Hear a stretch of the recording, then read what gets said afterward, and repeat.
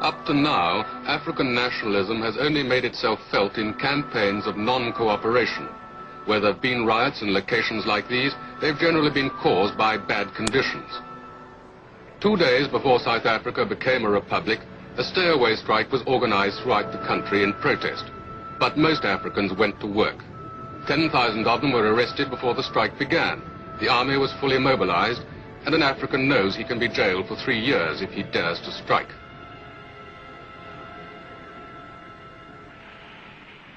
I went to see the man who organized this stay-away, a 42-year-old African lawyer, Nelson Mandela, the most dynamic leader in South Africa today. The police were hunting for him at the time, but African nationalists had arranged for me to meet him at his hideout. He is still underground. This is Mandela's first television interview. I asked him what it was that the African really wanted. The Africans want the franchise on the basis of one man, one vote. They want political independence. Do you see Africans being able to develop in this country without the European being pushed out? We have made it very clear in our policy that South Africa is a country of many races. There is room for all the various races in this country.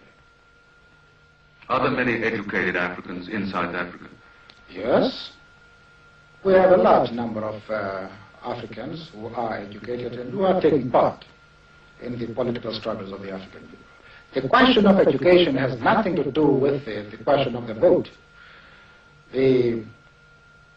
On numerous occasions, it has been proved in history that people can enjoy the vote even if they have no education. Of course, we desire education, and we think it's a good thing.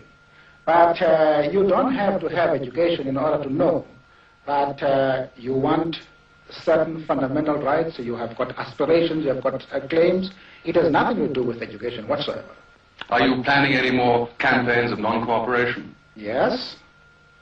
The Pietermaritzburg resolution makes provision for a campaign of non-cooperation with the government, and we are presently studying plans to implement this aspect of the resolution. Now, if Dr. Verwoerd's government doesn't give you the kind of concessions that you want sometime soon, is there any likelihood of violence? There are many people who feel that the reaction of the government to our stay at home, ordering a general mobilization, arming the white community, arresting 10,000s of Africans, the show of force throughout the country, notwithstanding our clear declaration that this campaign is being run on peaceful and non-violent lines, close the chapter as far as our methods of political struggle are concerned. There are many people who feel that it is useless and futile for us to continue talking peace and non-violence against a government whose reply is only savage attacks on an unarmed and defenseless people. And I think the time has come for us to consider, in the light of our experiences in this stay at home, whether the methods which we have applied so far are adequate